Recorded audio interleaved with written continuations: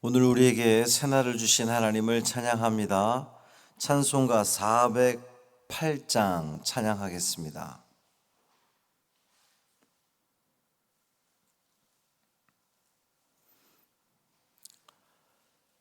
찬송 408장 나 어느 곳에 있든지 찬양함으로 새벽 기도회를 시작하겠습니다.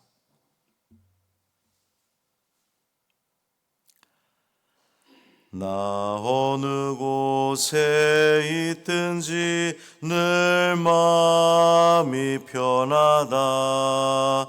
주 예수 주신 평안함 늘 충만하도다. 나의 마음속이 늘 평안해. 나의 마음속이 늘 평안해. 악한 죄 파도가 많으나 마음이 늘 평안해. 내 맘에 솟는 영생수 한없이 흐르니 목마름 다시 없으며 늘 평안하도다. 나의 마음속이 늘 평안해. 나의 마음속이 늘 평안해. 악한 죄 파도가 많으나 마음이 늘 평안해. 참되신 주의 사랑을 형언치 못하네. 그 사랑 내 맘 여시고 소망을 주셨네. 나의 마음속이 늘 평안해. 나의 마음속이 늘 평안해. 악한 죄 파도가 많으나 마음이 늘 평안해. 주 예수 온갖 고난을 왜 몸소 당했나. 주 함께 고난 받으면 면류관 얻겠네. 나의 마음속이 늘 평안해. 나의 마음속이 늘 평안해. 악한 죄 파도가 많으나 마음이 늘 평안해. 아멘. 사도신경으로 우리의 신앙을 고백하겠습니다. 전능하사 천지를 만드신 하나님 아버지를 내가 믿사오며 그 외아들 우리 주 예수 그리스도를 믿사오니 이는 성령으로 잉태하사 동정녀 마리아에게 나시고 본디오 빌라도에게 고난을 받으사 십자가에 못 박혀 죽으시고 장사한 지 사흘 만에 죽은 자 가운데서 다시 살아나시며 하늘에 오르사 전능하신 하나님 우편에 앉아 계시다가 저리로서 산 자와 죽은 자를 심판하러 오시리라. 성령을 믿사오며 거룩한 공회와 성도가 서로 교통하는 것과 죄를 사하여 주시는 것과 몸이 다시 사는 것과 영원히 사는 것을 믿사옵나이다. 아멘. 시편 120편 1절부터 7절까지 말씀입니다.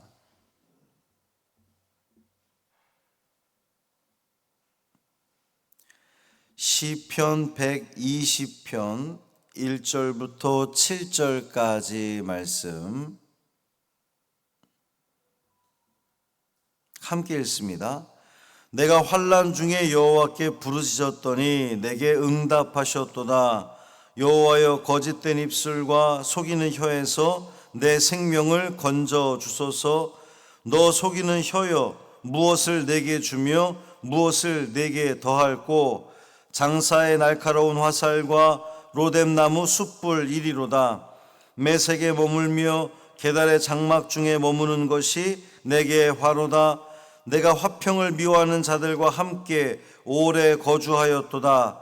나는 화평을 원할지라도 내가 말할 때에 그들은 싸우려 하는도다. 아멘. 이 말씀 하나님 말씀입니다. 오늘도 주님의 은총 아래 참 평강을 누리시는 복 있는 하루 되시기를 주님의 이름으로 축원합니다. 오늘 감리교 감독회장 및 감독 선거가 있습니다. 하나님이 기뻐하시는 감리교 지도자가 선출될 수 있도록 마음과 기도해 주시기를 바랍니다. 오늘 시편 120편의 표제를 보면 성전에 올라가는 노래 이렇게 되어 있습니다. 120편뿐만 아니라 그 뒤로도 121, 122 계속 성전에 올라가는 노래 이렇게 되어 있습니다. 134편까지 총 15편이 계속해서 동일한 제목으로 되어 있어요.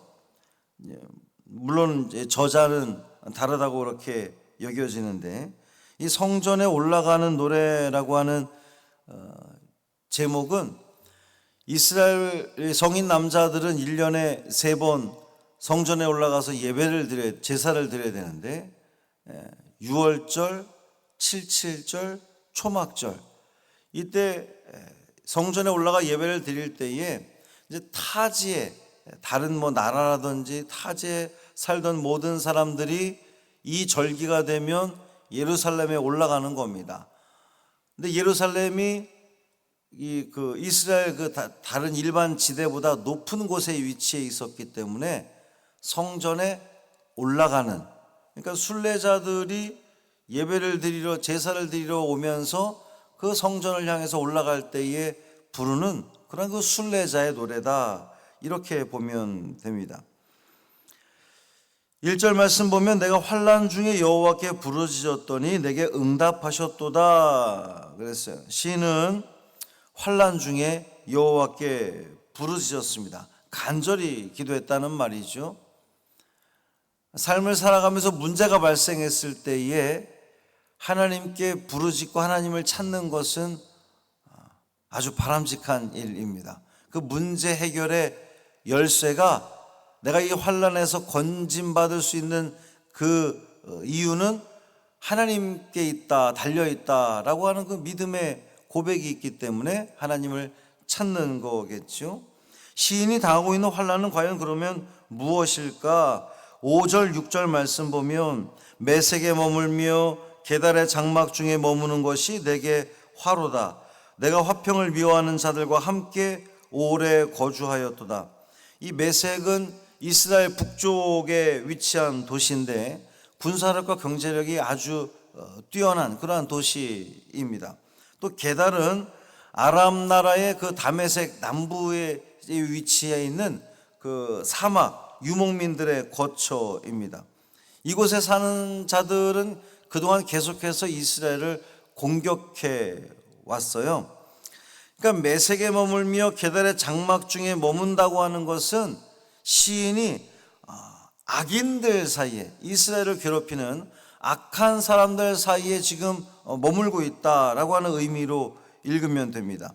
시인이 그 사이에 살고 있었는데 특히 그들은 화평을 원하지 않는 자들이에요. 나는 그들과 평화하고 싶은데, 잘 지내고 싶은데 그들은 잘 지내기를 원하지 않는 사람들 틈바구니에 살아요. 얼마나 고통스럽습니까? 나는 좀 잘 지내보려고, 어떻게든 좋게 지내보려고 애를 쓰는데 그것을 거절해요. 그 사이에 사는 것은 굉장히 괴로운 일이라는 거죠. 그것이 시인에게 내게 화로다 그랬습니다. 이 화로다라고 하는 말은 내가 저주를 받았다 이런 뜻인데, 이 내게 화로다라고 외치는 것은 그 장례식에서 외치는 그러한 그 표현입니다. 장례식 중에도 왜 호상이 있잖아요. 호상 말고 어떤 그 안타까운 죽음을 당한 장례식장에서 그 장면을 함께 위로하면서, 슬픔을 위로하면서 아이고 화로다, 안타깝다, 이렇게 슬프구나 라고 외치는 그러한 그때 쓰이는 표현인데, 그만큼 시인은 지금 죽을 것 같은 그러한 그 고통 속에 본인이 지금 처해 있다는 겁니다. 내게 화로다. 이런 환난 중에 시인은 하나님께 부르짖은 겁니다.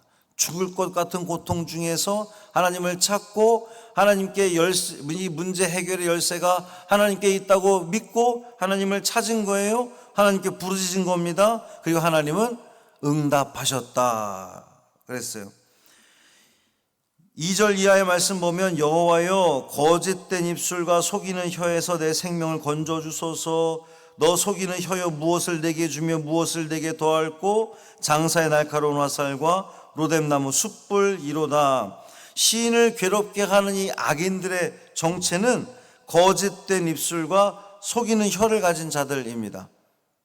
그러니까 시인을 계속해서 속이는 거예요.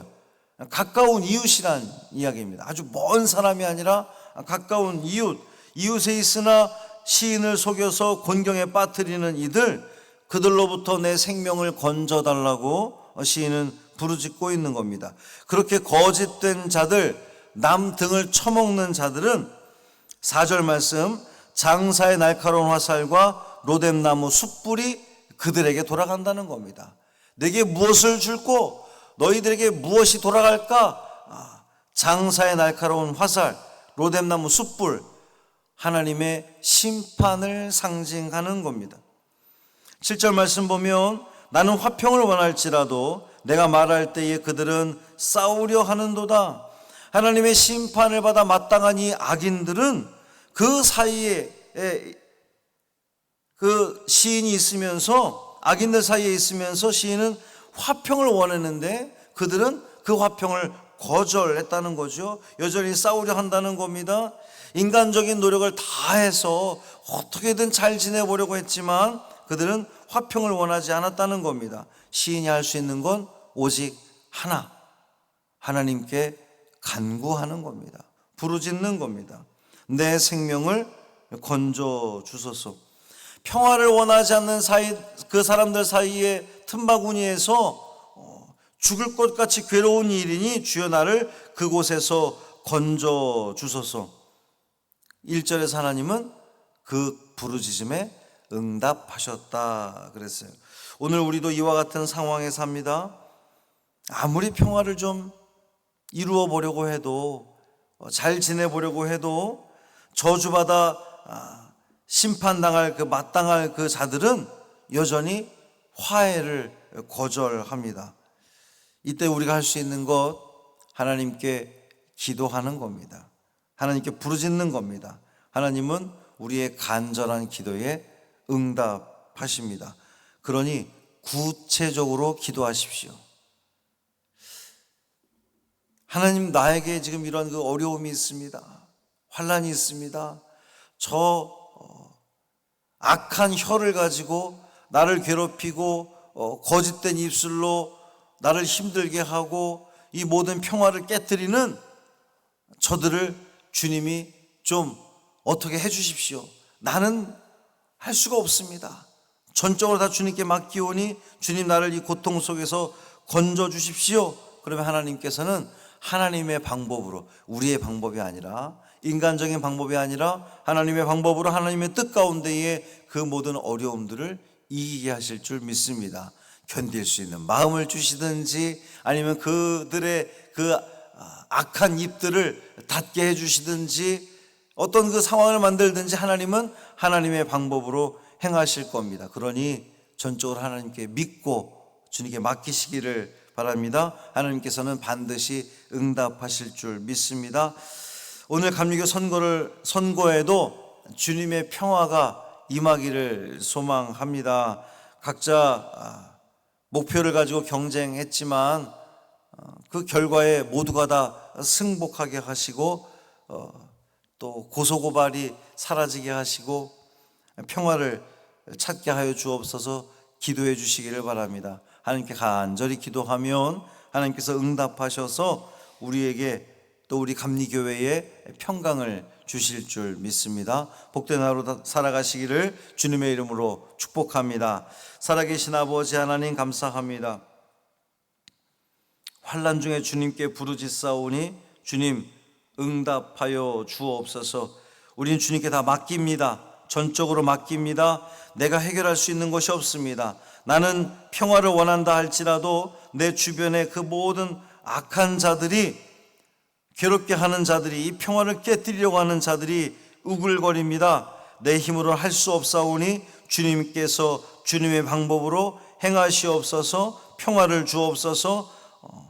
아름다운 삶을 살아갈 수 있는 그 모든 여건들을 주님께서 만들어 주옵소서. 특별히 감리교회에 평화를 주시기를 소망합니다. 지금까지 수개월 달려오면서 후보들 간에 어려움도 있었고 또 고소고발도 있었는데 하나님 그 모든 것들이 사라지게 하여 주옵시고 결과에 승복하며 모두가 다 인정하고 존중하고 또 평화를 위해서 애를 쓰는 저들 모두 됨으로 말미암아 하나님이 한국 감리교회를 통해서 힘들어져가는 이 한국교회가 다시금 살아나고 부흥하게 되는데 쓰임받는 저들 지도자들 되게 하여 주옵소서. 한날의 삶을 온전히 주님께 맡기기를 원하며 우리 주 예수 그리스도의 이름으로 축복하며 기도합니다.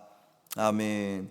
하늘에 계신 우리 아버지여, 이름이 거룩히 여김을 받으시오며 나라가 임하시오며 뜻이 하늘에서 이루어진 것 같이 땅에서도 이루어지이다. 오늘 우리에게 일용할 양식을 주시옵고 우리가 우리에게 죄 지은 자를 사하여 준 것 같이 우리 죄를 사하여 주시옵고 우리를 시험에 들게 하지 마시옵고 다만 악에서 구하시옵소서. 나라와 권세와 영광이 아버지께 영원히 있사옵나이다. 아멘.